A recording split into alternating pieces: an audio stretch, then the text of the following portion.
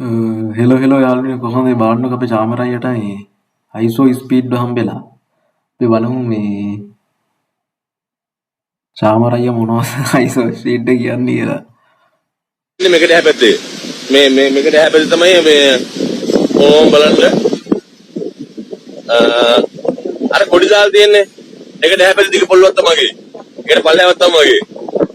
Hey, bora vela, numbe paya නැතුව හැඩ පාර අස්සදන වෙලා